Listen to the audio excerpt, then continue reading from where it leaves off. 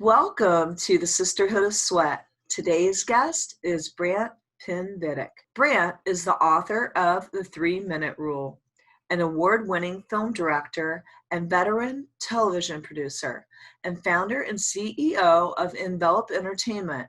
While he continues to focus on film and television production, he is also the host of a top-rated podcast called Why I'm Not with Brant Pinvidic. He also travels as a professional speaker and C-level sales and presentation consultant. Prior to launching INvelop, he was the president and CCO of one of the world's largest production companies, Three Ball Entertainment, Biggest Loser, and was the head of programming for Discovery's TLC channel. Brant grew up in Canada as a serial entrepreneur. He has raised millions of dollars, launched and operated dozens of companies, and made and lost a couple of fortunes. He took those real-life business lessons to Hollywood, creating shows like Bar Rescue and Catch a Contractor, and now takes what he's learned into Hollywood to the real world with his writing and speaking today. Today was such an exciting interview with Brant. I could have listened to him all day. I was torn between being the interviewer and the listener. There were so many good tidbits that he talked about today. One is less is more when you're going for a pitch. You want to cut the fluff, get to the heart of the matter. Why are you really there? And present it in a clear and concise fashion so that you are communicating your idea to the people you're pitching. He really puts everything in a simple manner, and I really love the science behind why we all make decisions really fast, like in a 3-minute period. And actually, for me, it's less. I could make a decision within 5 seconds of meeting somebody, or 10 seconds. So how that whole science comes into play, he talks about all the stories of pitching, MTV, talking about The Biggest Loser, Extreme Makeover, so many great stories, and I loved his fire alarm pitch. So you guys, this is an amazing episode with Brant, who is the master of the pitch. And if you're alive, you're pitching something. You're pitching to your kids why they should listen to you. You're pitching to your husband. Your first date is a pitch. I think personally, almost everything is a pitch. So learning how to do it well so you can get the results you want, I think are important. But oh my gosh, I can't wait for you guys to dive into this episode and tell me what you think. And as always, I just want to say shout out to everyone out there. I am super excited to welcome Brant Pindivic to the show. Hey, how's it going? Welcome. Very exciting. All right. Oh, I am so excited, you guys, beyond excited. I have been diving into the 3-minute rule. Yeah. And I love it. My son is in film in LA, and I'm like, I am getting him a copy. Excellent. That's what I like. They're trying to sell a show right now to Netflix, and I was like, telling him, hey, guess who I'm interviewing today? There you go. Yeah. Love that. So I want to just dive into, I am a go with the flow kind of a person. I love the flow. That's what I do. Okay, awesome. But why should we have a structure to relaying info to people? Well, because we as human beings, we process information the exact same way every single time. Every single decision we make, we rationalize. And to do that, we go through a 3-step process. First, we conceptualize, as in, what is it? We got to understand that first. Then we contextualize, meaning, how does that work for me? How does it impact me? And then we actualize, meaning, how do I take action? What do I do next? So if you think about it, something mundane, like what you're going to wear today, you basically go through the concept in your brain, like, I have to pick a top today to go to do. You contextualize it as in like, what are you doing today that requires a certain look or feel? And then you basically go, here's the top that fits my criteria. It's available. It's on the hanger. I'll take it. Right. Or, oh, I can't find it. It's in the washer. Then you deal with what's after that. But you got to understand what your process is. Then you got to understand why you're doing it, what's the relation to you. And then you do that. And it's the same thing if you decide you're going to feed your husband to hungry tigers and do that if you have a Florida fish wildlife park and you're Carol Baskins, you want to feed your husbands, you make that decision. Why do I want to do this? How is it going to impact me? Oh, I'll be able to get the settlement. I'll be able to get my money. And then you figure out how you actually do it. I'm chop them up and feed them up to the tigers or whatever. It doesn't matter what the decision you make, you rationalize it. So when you build a pitch or a presentation, if you mimic that rationalization story and that process, your audience will develop the connection faster, more effective, and then they can engage with you from a place of knowledge and understanding. Really important. What is the line between passion and promotion? Like, I am very, very passionate, but how do I not skate over to too promotional? Like, how do I keep that line for my audience? And why is it important not to cross over it? Yeah, it's very, very difficult to do because the world today is evolving in the sense of how people trust and accept information. We are so jaded and hypersensitive from the years of bombardment as it relates to marketing and media, and all of that stuff is such an onslaught that now we have this sort of veneer that we put up that we will not let those claims through. And so when you're promotional as opposed to passion, it's the idea of how desperate are you to achieve your outcome, right? The greater your desire to achieve your outcome, the more likely you'll be promotional.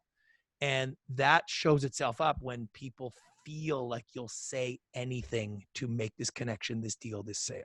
That's being promotional. You'll say anything to make the connection. Passionate is you have a deep belief in what you're offering and the value of it, and you want to convey that. Promotional is I'll say anything to get you to believe me. And people nowadays pick that up so much faster than they've ever done before. Yeah, because we're so like digital and on the internet with Yeah. it's almost like overwhelm and overload. Yep, absolutely. Walk us through and walk the audience through when you were pitching in between Simon Cowell and Mark Burnett. You're going to be pitching in the middle of the two of these powerhouses. What was going through your mind? Well, mostly for me, it was like dread and almost panic, because it was like I sort of had a way that I was planning to do this with the president of CBS. And I have the way you go into a meeting and you try to impress people. And I just realized, like, this guy doesn't want to hear anything from me. Like, he just wants to hear the idea and get on with his day. Like, he's not going to be impressed with me. And that was difficult for me, just to face that fact. And I didn't know how to handle it. And so then out of fear, I just basically said, I got in there and was like, here's the idea. Here's how it works on a production model. Here's why we think it's great for CBS, and here's when we can start producing it. And that was it. I just laid out it's as simple and clean as possible. The whole meeting was maybe 9 minutes, and they bought the show.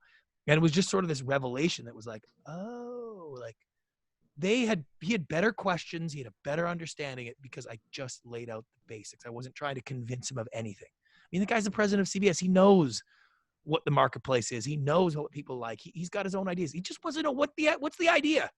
Yeah, just tell me what it is, how it works. That's really all that people want. For everyone out there that has ideas and they feel like, oh, I can't condense that, I can't possibly tell them that in that short amount of time. Can you explain to them why it's important to be concise and cut out the fluff? Well, here's the thing. Everybody does that same feeling, right? Like, I can't condense my information. It's too complicated. It's too important. And that's because you live with it for so long that you know more than anybody else, right? And so you can't place the proper value to your own information. It's not about what you want to say. It's about what needs to be said. And I'll use a Hollywood example. The difference between a great screenplay and a not a great screenplay is nothing to the writers. The writers of those screenplay both think they're amazing, right? Because if you write a crappy screenplay, to you, it's great. You know the characters, you know the motivation, you know why it's happening, you know the twists coming ahead, you understand every detail. So they write it and they're like, oh my God, this is amazing. And the difference between a great screenwriter and a bad one is the great screenwriter can make you understand the characters the way he did. And that's the difference. And so what's happening to you, most people when they pitch or present or anything, is they have all the information in their head. It's so valuable. They understand the market size, the implementation, everything perfectly. But your audience doesn't have that kind of knowledge. They don't know all the details, and it's going to take them a while to get there. So when you structure a pitch properly, you can actually build the building blocks, the foundation of understanding. When they understand this piece, you can give them another piece and you can keep building. And if you think about how we tell stories in Hollywood, that's what we do. We start out by telling you who these people are, what they do, what their motivation is. The story builds, and then this happens, and the bad guy's doing this. And eventually, when you get to the peak, the crescendo, the climax of the story, you're rooting for it. You're excited for it. You know every detail. And you'll see that in movies that you love. You know the breath pattern of the characters. You can see the directing genius. Whereas somebody who watches it the first time is like, they just watched the movie. I love that. So why is less more? Like why is saying less more? Is it kind of like you got to get your foot in the door first with people before you give them the whole enchilada? No, actually, Okay. what it is it's the counter culture side of things right now, which cuts through. So let me give you an example. At the turn of the century, Niagara Falls froze solid. So the raging torrent of rapids and water smashing on the rocks, years and years, just stopped. And in the town of Niagara, there's about 5,000 people living there at the time. And at 3:42 in the morning, when it froze, they were jarred awake from their beds, rustled out of their houses, wandering the streets, wondering what happened, because they had tuned out that raging water. It wasn't even a sound they heard anymore. And the silence of the falls freezing was the loudest thing they had heard in years. And in our world, marketing, messaging, pitching, commercials is this raging torrent of water smashing on the rocks of who gives a crap. And the audience today has just tuned that out. So if you're someone who can speak plainly, talk directly, simplify your message, say less, you are actually cutting through that clutter. And it's louder and more profound.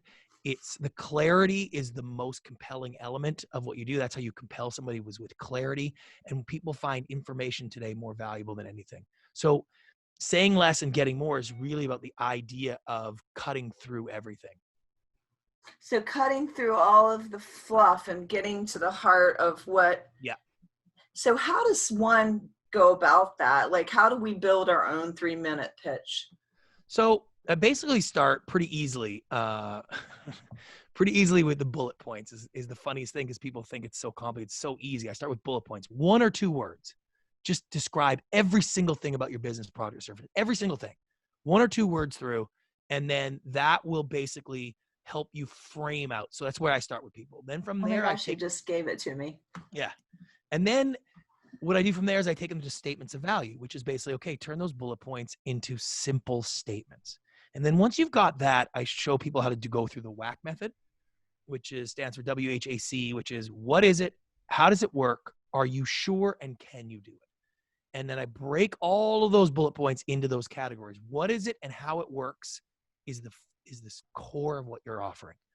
Literally, what is it? I am a personal trainer that specializes in celebrities preparing for big movie roles. Okay, I get what you do. How do you do it? I work with them on a one-on-one basis. And I, train and work with nutritionists. That's how you do it. Oh, great. Okay, now that I've got the basics thing, now the are you sure moment, the facts, figures, logic, reason, those make sense. They have context. Okay, now I want to know who you've trained before. Now I want to know how long you've been a personal trainer. Now I want to know qualifications. Okay, that makes sense. I get it. And then can you do it is literally, are you available? What does it cost? How does this start? Do I need, sorry. how does any of that get structured, right? And then those 4 things are the perfect structure for a pitch. And once you lay out your information in that, you can see it develop. And then, there's a few Hollywood storytelling techniques I walk people through, how to open, how to close, how to use all these things. In the book has lots of fun Hollywood stuff in it, but really it is a how-to guide, exactly how to make this happen. So I love the whole idea of the 3-minute pitch and condensing your information.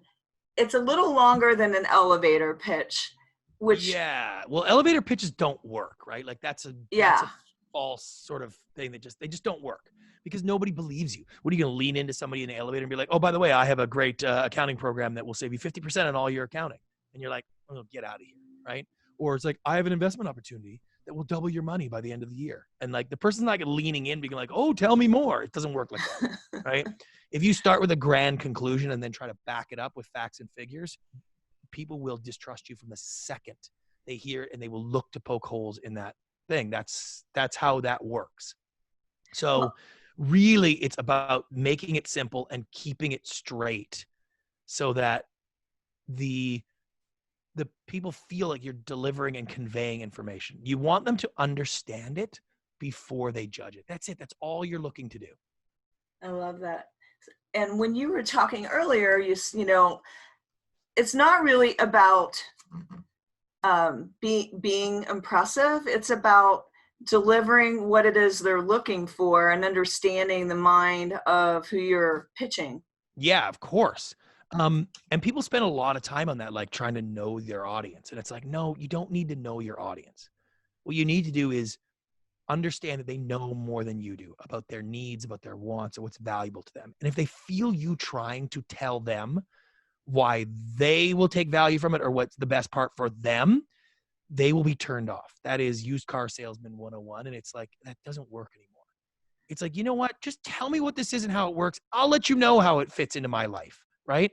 That's really how it works now. And I've worked a lot of the big companies, and one of them was really into timeshare, and they wanted me to come revamp their entire timeshare structure. And it took me so long to get them to understand that you can't fool people into these things anymore. You got to basically just lay out exactly what it is, what type of person will get value out of a timeshare, and how the structure is, and then let them deal with it. If they are the type of person that wants this value, they will lean into it. If they're not, they're not. And there's no way to bring people along anymore. You can't sell people anything. Nobody wants to be sold. They will buy, but they will not let you sell them. So you lead them to think they're making the decision like themselves? Yeah, it's basically like, I'm giving you the information and laying it out for you. You basically make the decision if you want to actuate on your own. Like, here's what the next steps are. Are you interested? And you just can't trick somebody anymore. Those things do not work. Yeah, I mean, it's never really been a good idea. I think just you're presenting a great product. Yes. Yeah. And how did you, when you went in to pitch The Biggest Loser, walk me through that pitch? How did you pitch The Biggest Loser? Because that is like one of the best shows of all time. So that original pitch was by a producer named Ben Silverman, who's a very famous, super high level agent producer. But at the time he had just come from Europe at the William Morris office in Europe and moved back. He was going to be a producer, and he was actually at a Super Bowl party with the head of NBC and basically pitched him out the show. And NBC had heard the pitch before, this idea of losing weight and competition. But the way he laid it out was so clean and so clear that he was just like, you know what, let's do this. Let's go make 10 episodes. And then the problem was, of course, those guys didn't know how to produce TV at the time.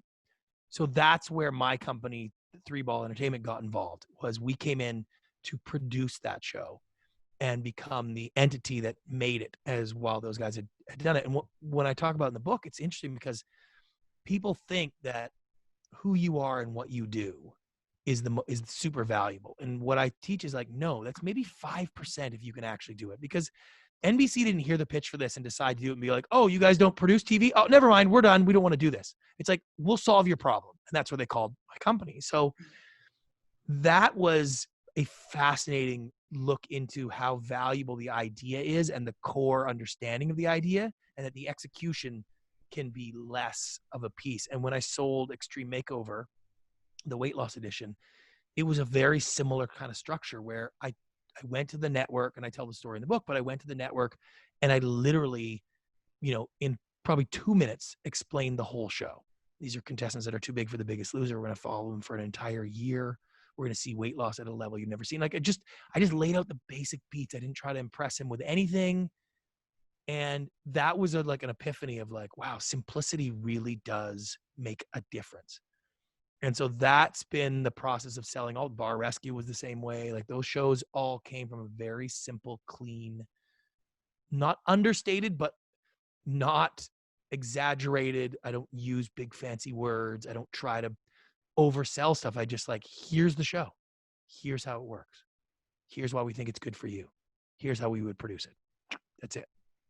So you basically communicated to them in a very short amount of time what your idea was, and you didn't overcomplicate it. So That's exactly right.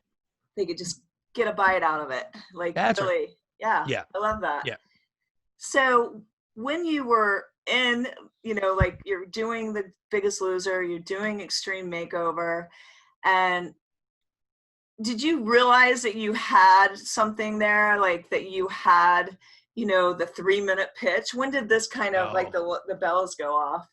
I think, because the 3-minute rule has been something we had in the development world for a long time, because every pitch we went out to sell a show, it was like everybody in the office knew it had to be less than 3 minutes. I would never take a tape out that was more than 3 minutes. And so that rule was established from my world. And if you watch TV, you'll see the conflict in scenes resolves within that 3 minutes. Like it's part of our understanding and our scientific processing of information. At some point, we can't hold any more information. We got to make decisions. So, but when I worked with a company out of Florida, it was an oil and gas company, and an investment banker asked me to come and help him pitch his idea without putting people to sleep. And I basically broke down his idea like I would if I was doing a TV show.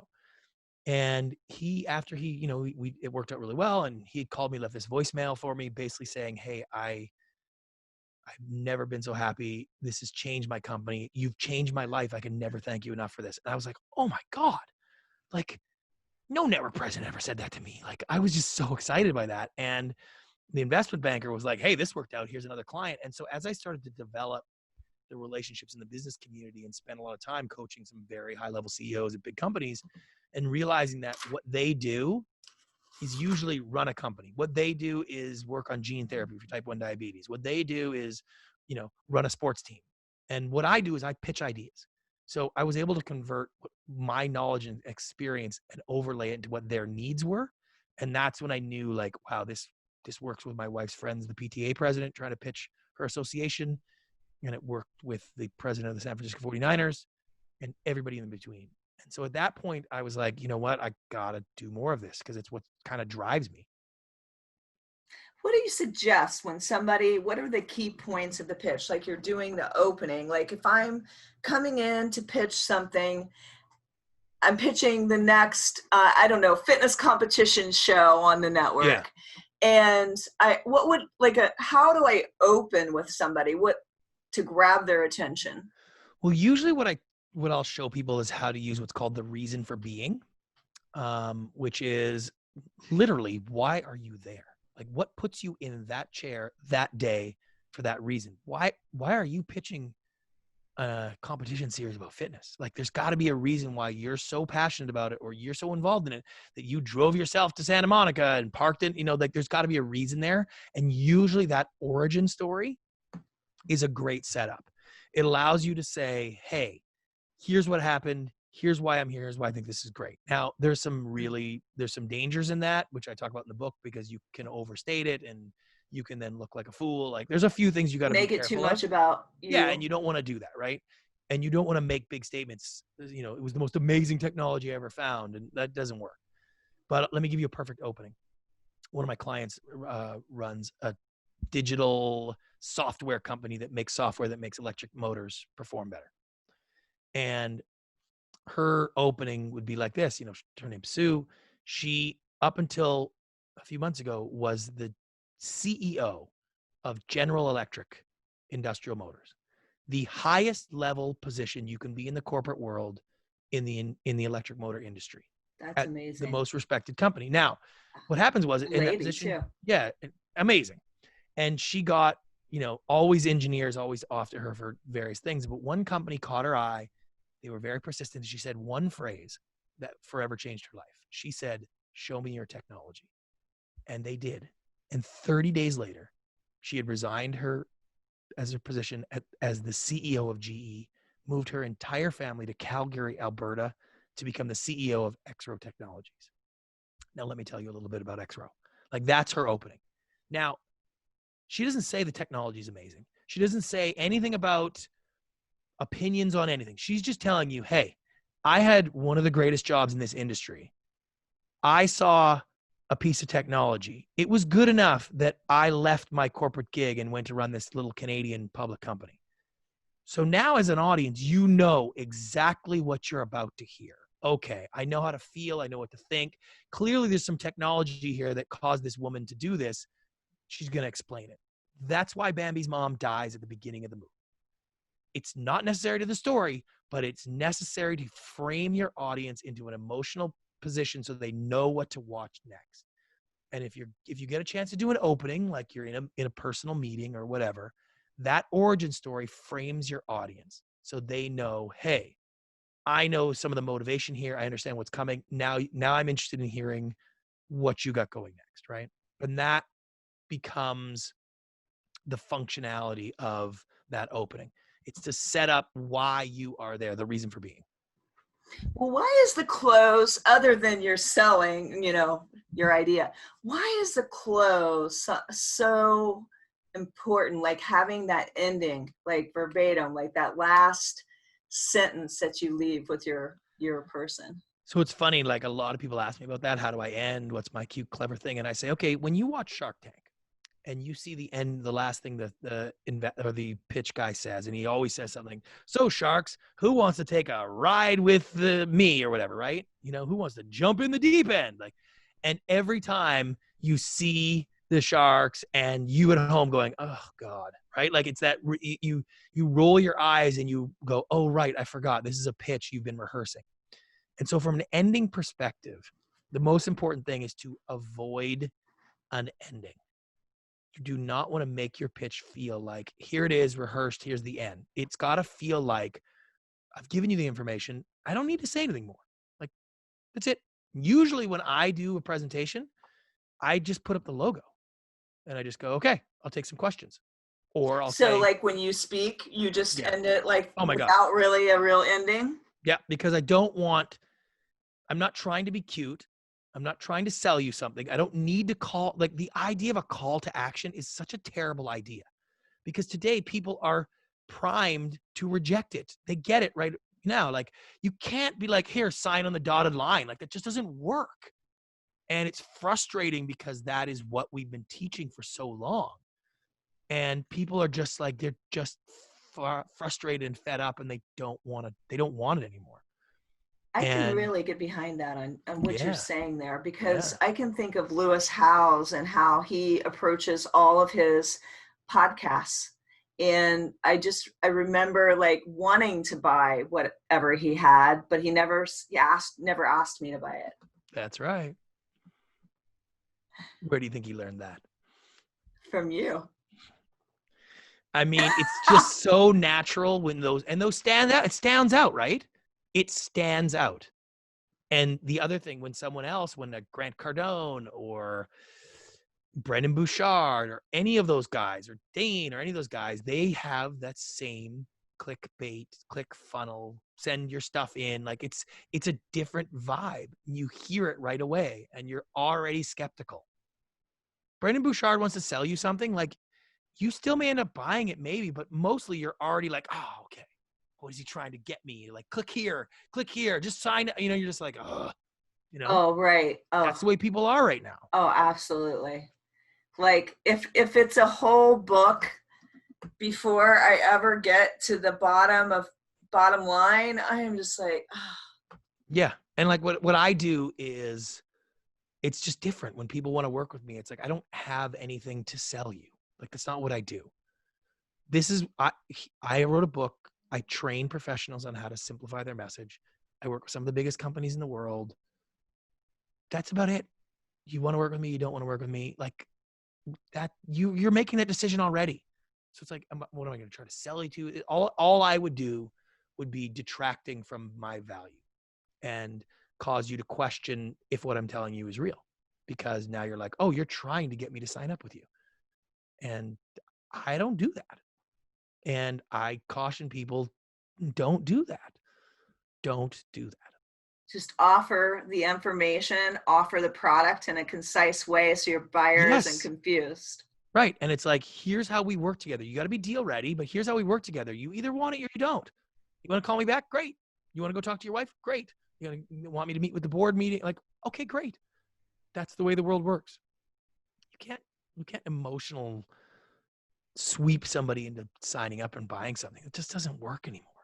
You know, it's like somebody shows up at your front door with a vacuum cleaner. Are you buying a vacuum cleaner that someone shows up at your front door? You're like, no, I got to check Amazon reviews.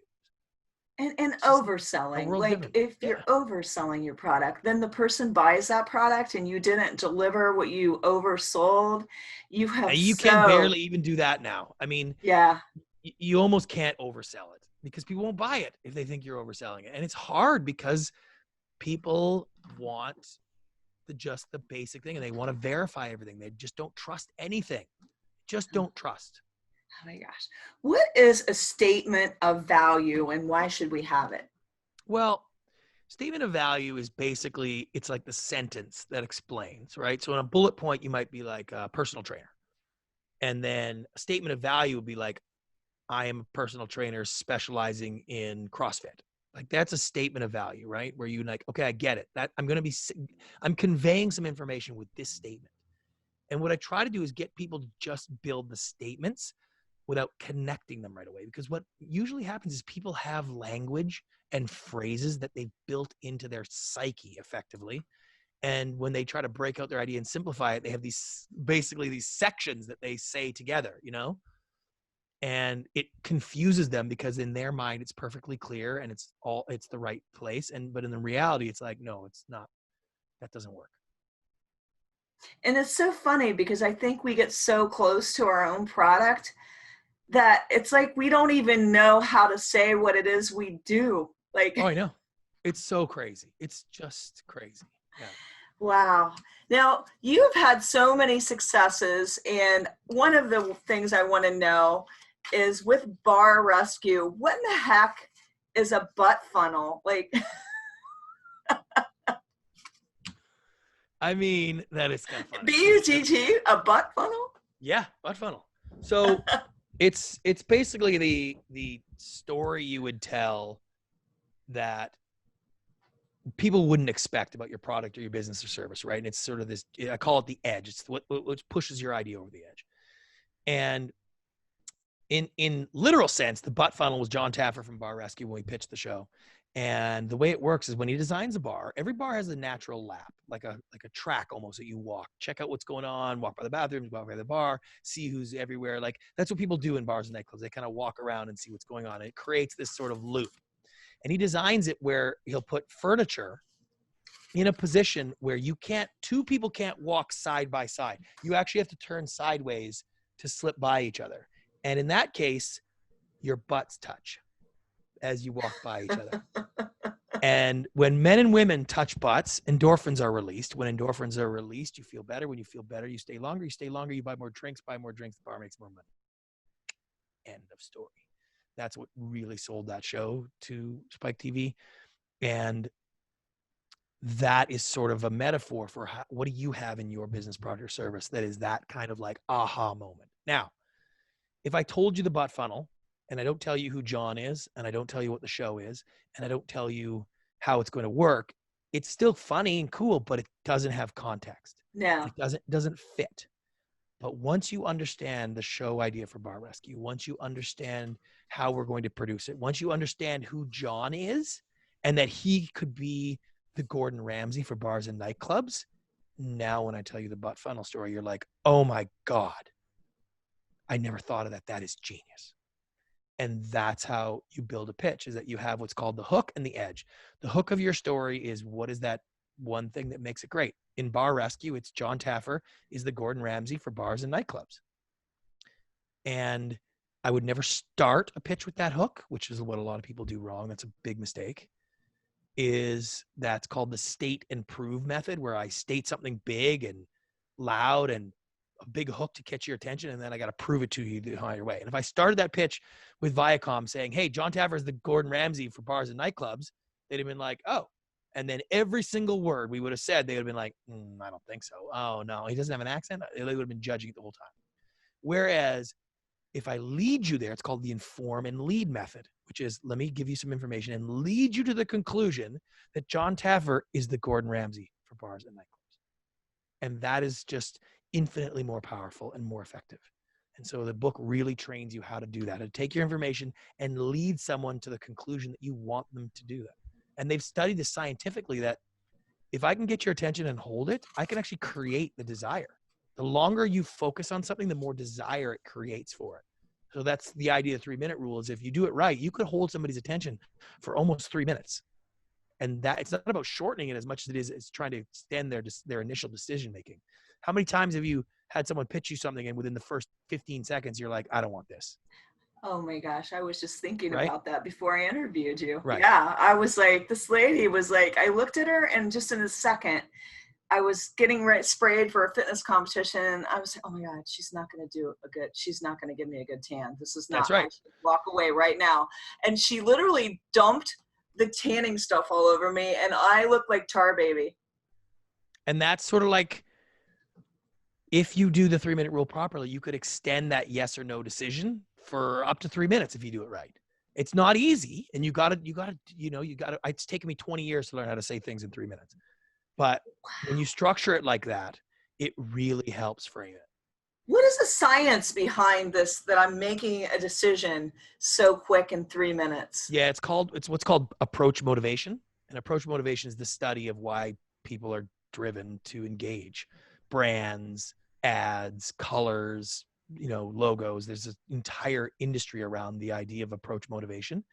And it used to be that people would focus on what they desire, right? Desire creates focus. So that's how we started our entire advertising world, is like, would you like to lose weight and eat anything you want? Oh, yes, I would. Okay, now I'll pay attention while I tell you the details, right? And that's sort of been our state and prove method. I'm going to show you what you want, and then I'll lead you to explain it. Now that doesn't work, because people are like, yeah, I don't believe that. And the claims get bigger and the delivery gets smaller.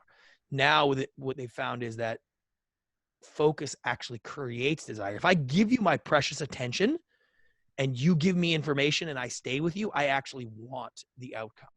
And that's what I say on stage, Shawshank Redemption, Andy Dufresne. We don't start that movie with Andy Dufresne escapes from a really bad prison. Let me tell you why. Spoiler alert, by the way. Right? That's not the way we do it. We tell you his story. We inform you of the plight of all the characters. We build so that the time when he goes to escape, you want him to escape. You desire the outcome. If you've ever seen CSI or NCIS or any Law and Order, any of those shows, they all end the exact same way, because you as the audience want it to end that way. You have invested 41 minutes of your time into these characters and you want it to end the way we've written it.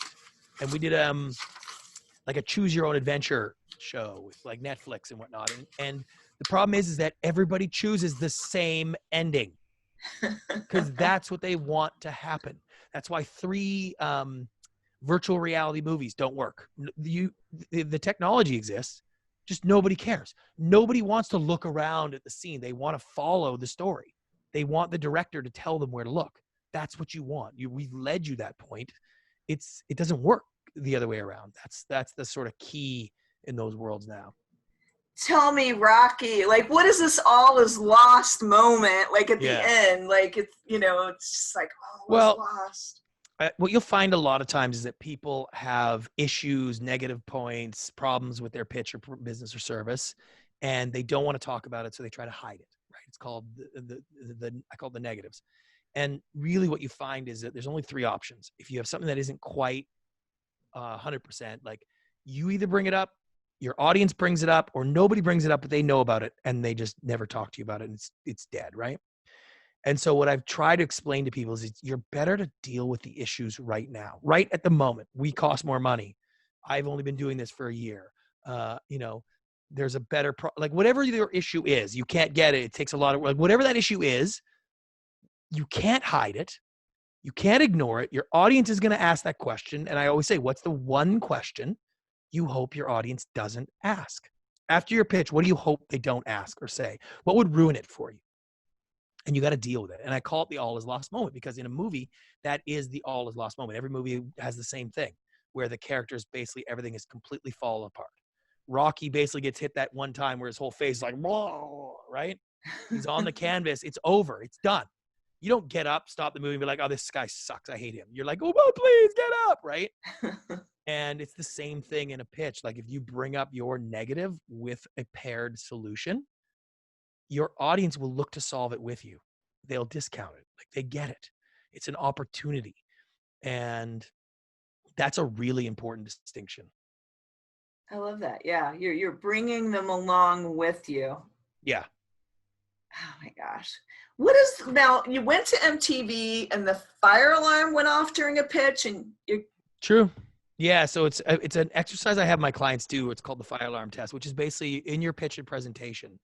If the fire alarm went off at various intervals, 1 minute, 2 minute, minute 30, would your audience still want to hear the rest? Would they come back, and could they explain what it is that you're talking about and show interest? And it's actually happened at MTV. I was pitching a TV show and I had the president of the network in there.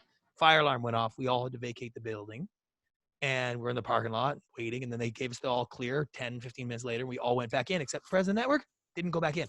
He had other crap he wanted to go do. And I realized I had wasted that pitch because he had no idea really what the show was, because we were in that meeting for 10, 15 minutes and I was still sort of dancing around it or not explaining it well, whatever my issues were, but I didn't really do a great job in explaining that. So I never did that again. I always was like, if I only get a minute, if I only get 21 words, like what's the fastest, most effective way I can get this in there? What's the fastest what?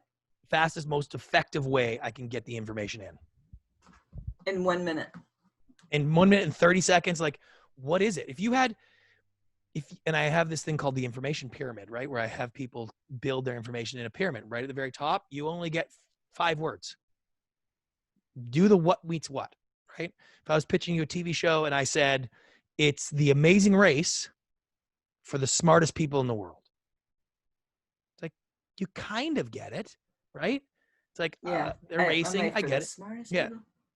You know, it's like, oh, the amazing race is really stupid people and they have to put IKEA furniture together. What if you took MIT grads and Boeing engineers and you gave them a race across the world to build and create the most spectacular obstacles ever that they had to overcome? It's like, you kind of get it in less than 100 words, right? And so I always start with, I don't pitch it with what meets what. But I always have my clients, okay, tell me how you would explain this. What meets what? What is it? You know what I mean? And that force them to just try 3 or 4 words, then 10 words. Okay, you've got 10 words. You can do it. Now you can have 50 words. Go ahead. Now explain it in 50. Now explain it in 100. Okay, you got 1 paragraph. Okay, I'll give you 3 paragraphs. If you can do those exercises, you'll find that you're putting the most important elements up front, which is where they should be. Right up front. What do you need to know? You're pitching a TV show, needs to know, like, it's a competition series. Right up back. Here it is. It's a competition series featuring, like, that's really important.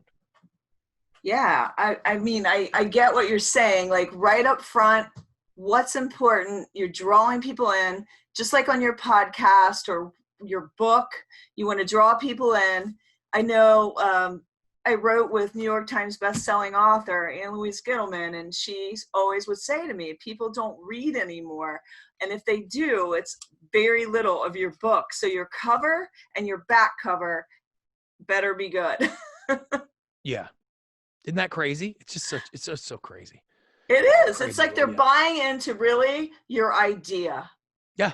And do they want a piece of that? Well, and like, it's funny, for the intro of my book, the publisher says, hey, don't write the intro to your book till you've written the whole thing, so you know what it is and you go back to it. And then as I looked into it, it's like the average business book is a 14-page intro, but the average reader decides if they're going to read a book in the first 4 pages. So, which coincidentally takes about 3 minutes to read. And so I made my intro to the book 4 pages long, which was specifically to tell that story at the beginning. Hey, the average reader is going to decide the book in 4 pages. So guess what? I got about 4 pages or 3 minutes to see if you want to write the book. Here's the intro. And that's just the way people process information. So people get used to it now. I think it's fair, since you are the 3-minute rule guy, like that you did that in your book. That's right. It's like genius. Oh my gosh. Walk me through the 49ers, the pitch, 49ers and WrestleMania. Well, it was a very big pivotal moment for me. Obviously a football fan.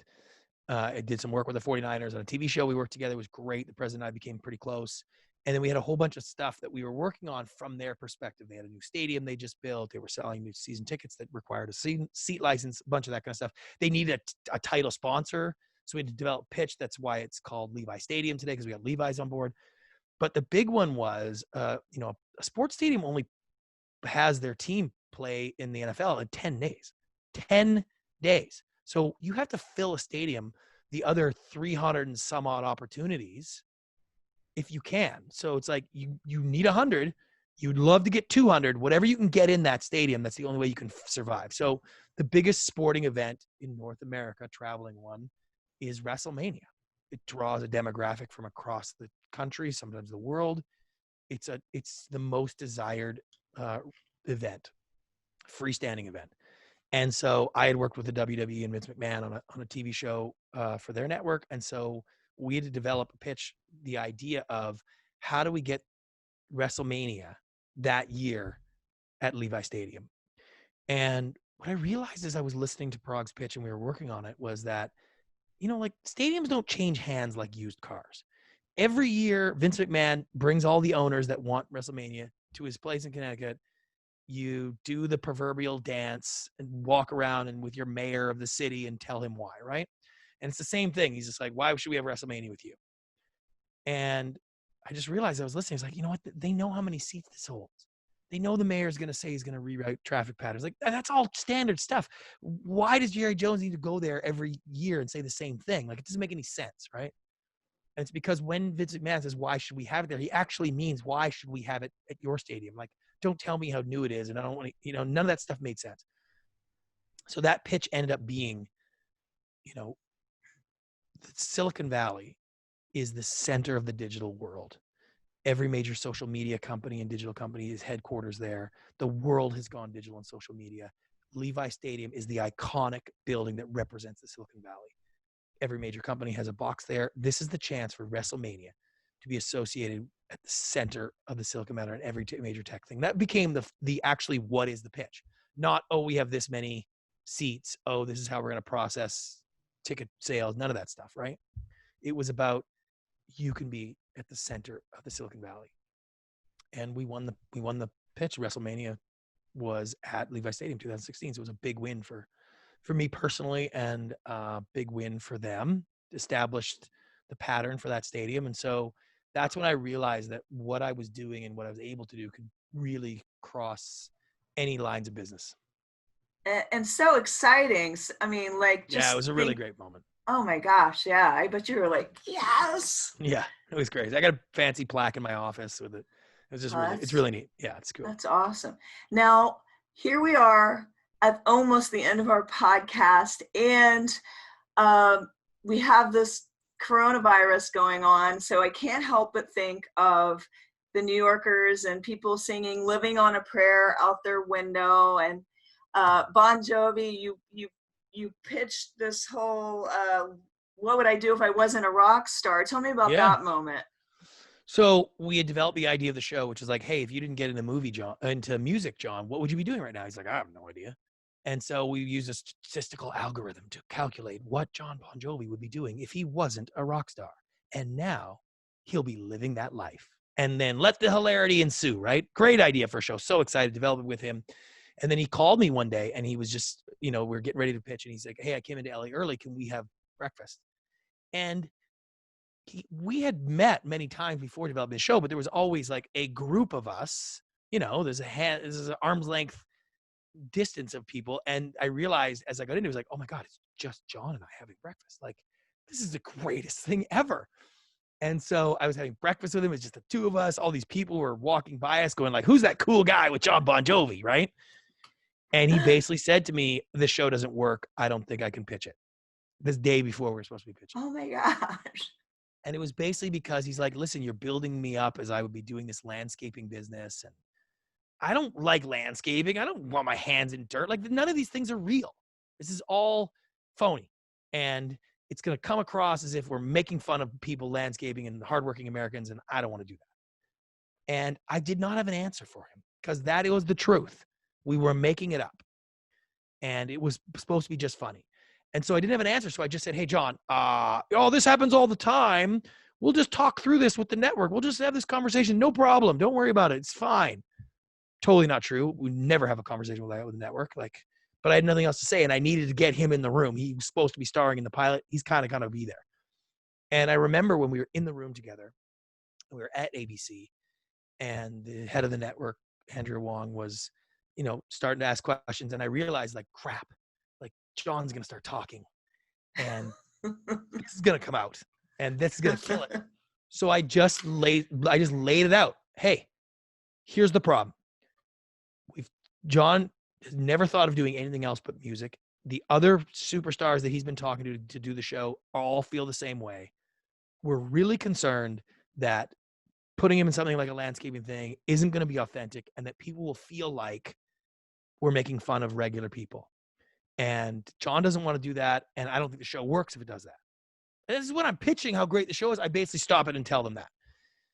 And the network basically goes, whoa, no, well, hold on. We can fix that. What about this? What about that? And we go through all these things saying like, John, you'll probably actually see things about life as quote unquote a normal person that you've been missing as a rock star that you don't get to see. You don't get dinners with your family, and they solve that problem in the room.